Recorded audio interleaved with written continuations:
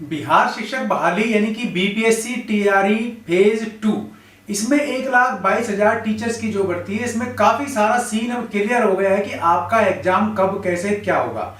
लेकिन इसके साथ ही आयोग ने जो ओएमआर शीट है उसमें भी काफी परिवर्तन किए हैं, और ये परिवर्तन केवल और केवल कैंडिडेट की मदद के लिए ही किए गए हैं, ताकि कैंडिडेट को कम से कम नुकसान हो। क्योंकि बहुत सारे हजारों की संख्या में ऐसे कैंडिडेट हैं मेरे भाई बहन, वो पता नहीं किस प्रेशर में रहते हैं और अपने पैरों पर कुल्हाड़ी मार के आ जाते हैं, बाद में आयोग के चक्कर लगाते रहते हैं और आयोग को कोसते रहते हैं। तो आयोग ने अभी कुछ ऐसा फैसला किया है जो मेरे भाई बहनों के पक्ष में है।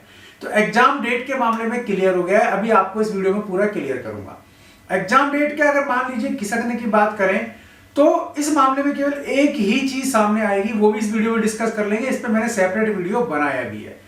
और इसकी लास्ट डेट की बात करें तो 25 नवंबर ही है, अभी तक आगे पीछे हुई नहीं है। तो जिसने भी आवेदन नहीं भरा है तो अब केवल 2 दिन शेष हैं, जल्दी से इस मामले को क्लियर कर लेना आवेदन वाला। तो फिलहाल बात कर लेंगे यहां बीपीएससी टीआरई फेज 2 पर लेटेस्ट अपडेट क्या है उसके बारे में। तो सबसे पहले इसकी एग्जाम डेट्स की ही बात करते हैं। तो आयोग ने इस संबंध में कल ही नोटिफिकेशन जारी कर दिया था एग्जाम का, और एग्जाम डेट क्लियर कर दी है 7, 8, 9, 10। ये 4 दिन है आपके पास, 7, 8, 9, 10 दिसंबर। फिर इसके बाद थोड़ा गैप लगेगा, फिर 14, 15, 16 दिसंबर। तो कुल मिला के ये आपके पूरे सप्ताह एग्जाम चलने वाले हैं। इस बार इसमें चेंज क्या किया है? चेंज ये किया है कि जो एग्जाम विभिन्न पारियों में हुआ करते थे, अब केवल और केवल एक पारी में ही एग्जाम होगा, और दोपहर में रखा गया है। तो दूर दराज से भी आप हैं तो पहुंच सकते हैं। जो आपके पास कन्वेंस की प्रॉब्लम आती है वो भी सॉल्व हो सकती है, और टाइम पे घर भी पहुंच पाएंगे। इस तरीके से आयोग ने सोच समझकर ये काम अच्छा किया है। तो 12 से लेकर के 2:30 बजे तक आपका पेपर होगा पर डे, 7 से 10 तक, 14 से 16 तक। ये 7 दिन आपको एग्जाम के लिए दिए हैं। किस किस दिन किस किस सब्जेक्ट का एग्जाम होगा डिटेल से भी नोटिफिकेशन दिया है, तो वो भी आप देख लेना। मैंने यहाँ वीडियो डिस्क्रिप्शन में लिंक भी डाला है, और ऑफिशियल वेबसाइट से भी आप देख सकते हैं। तो ये बड़ा इश्यू नहीं है। तैयारी के बारे में फिर से कह देता हूं आपको। तैयारी आपको 7 दिसंबर के आधार पर ही करनी है, और बुक्स से करनी है। किसी भी यूट्यूब चैनल, किसी भी वेबसाइट, किसी भी लिंक, किसी भी तरीके का ऐसे प्रोपेगेंडा से दूर रहना है, और दिमाग अपना खराब नहीं करना है। केवल अच्छी किताबों से बार बार आपको पढ़ाई करनी है। क्लियर है? फिर भी कोई डाउट है तो कमेंट बॉक्स में पूछ लेना। अब बात कर लेते हैं कितने कितने पद है। तो टोटल जो पदों की संख्या है वो तो 1,22,000 है ही, 1,22,286 पद है। इसका वर्गीकरण भी थोड़ा देख लें कि शिक्षा विभाग के जो पद है वो है 79,786, 69,786 के आसपास पद है शिक्षा विभाग के। और 786 पर देख लेता हूँ क्लियर, 706 है, तो कई बार 08 देता है बिना चश्मे के। तो 69,706 पद है आपके शिक्षा विभाग के। और बीसी एमबीसी जो आपके विभाग है, कल्याण विभाग अपना, तो उसमें जो पद है वो 916 है। लेकिन फर्स्ट फेज के पद भी जुड़ गए थे, तो फर्स्ट फेज के जो पद हैं वो 50,263 और आ गए इसमें, और कल्याण विभाग के 1401 पद और आ गए। तो कुल ये 4 कैटेगरी के 4 पद हैं। इसमें भी आपका 9 से 10th है, फिर 11th 12th है, और पीआरटी यानी कि प्राइमरी टीचर्स की भर्ती भी है। तो इस तरीके से 4-5 तरीके की भर्ती आपकी लगातार चल रही है, जिसमें जन कल्याण विभाग भी है। तो 4 कैटेगरी तो वैसे भी हो ही जाती हैं। तो ये आपका है। अब ओएमआर में जो चेंज हुए हैं उसकी बात कर लेते हैं। जब ओएमआर शीट हम भरते हैं तो गोले काले करने होते हैं, चाहे क्वेश्चंस के आंसर के लिए हो, चाहे कोई भी डिटेल उसमें पूछी गई हो। तो अब 2 चीजें बड़ी सहूलियत कर दी गई हैं। पहले कैंडिडेट रोल नंबर भरा करते थे उसमें, तो रोल नंबर भरने की अब आपको जगह नहीं मिलेगी। क्लियर है? क्योंकि रोल नंबर भरने में भी 8, 6, 10 फिगर होते हैं, उसमें भी हम लोग गलतियां कर देते हैं। सोचो हमारा स्टेटस यार क्या है। तो आयोग ने कहा कि इनको रोल नंबर भरवाओ ही मत, केवल गोला काला करना पड़ेगा, रोल नंबर आपको आपका लिखा हुआ मिलना चाहिए। दूसरी चीज क्या कर दी है? सब्जेक्ट भी गलत भरी आते थे हम लोग। एग्जाम किस चीज का देने जा रहे हैं जो यही पता नहीं है, तो फिर एग्जाम में बैठने लायक कैसे हो गए? तो ये भी गलती कर देते थे हम लोग। तो ये गलती भी आयोग ने कहा कि ठीक है, आप इतना भी कष्ट मत उठाओ, आपके दोनों चीजें हम लिख देंगे, और गोले काले करने हैं अब आपको केवल।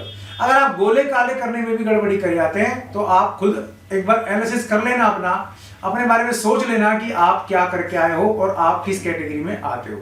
ये आपको विशेष ध्यान रखना है। तो गलती नहीं करनी है। आयोग ने साफ कह दिया है कि ये काम हम करके दे रहे हैं आपको आपका। अगर आप गोले भी काले ढंग से नहीं करके आएंगे तो सुधार का, चेंज का मौका नहीं मिलेगा, कितने भी आप चक्कर लगाते रहना।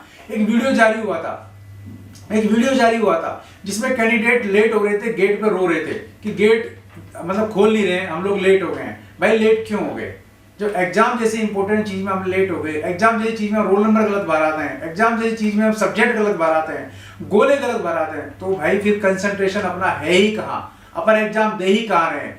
केवल भीड़ बढ़ाने से मतलब नहीं होगा। तो गलती मत कर देना, मेरा कहने का मतलब ये है, भाषा कड़वी है पर कहने का मतलब समझ जाना, एग्जाम में वही सफल होता है जो चारों तरफ से अपना सर्वस्व उसमें देता है।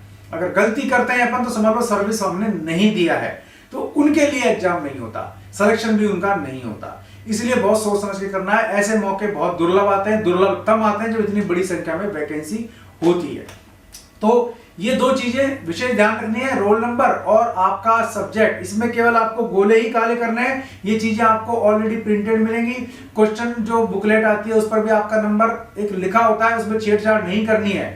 अगर गोले गलत भर दिए हमने सब्जेक्ट के रोल नंबर की भी, तो ओएमआर शीट आपकी कंप्यूटर द्वारा रद्द कर दी जाएगी। ओएमआर शीट जब कंप्यूटर ही रद्द कर देगा तो आपका जो आप कितना एग्जाम सही करेगा वो जांचा ही नहीं जाएगा। तो ये इसलिए बार बार जोर दे रहा हूं इस चीज पर कि ओएमआर शीट को बड़े ढंग से पढ़ना है, ढंग से समझना है, ढंग से काले करने हैं। अच्छी क्वालिटी का पेन होना चाहिए, पेंसिल होनी चाहिए, उस हिसाब से आपको काम करना है। और किसी भी तरीके से दबाव में, प्रेशर में एग्जाम नहीं देना है। बिल्कुल हंसते खेलते जाना है, एग्जाम देके आना है। जो तैयारी आपने की है वही काम आएगी आपकी, और इधर उधर का ज्ञान आपके कोई भी काम में नहीं आएगा।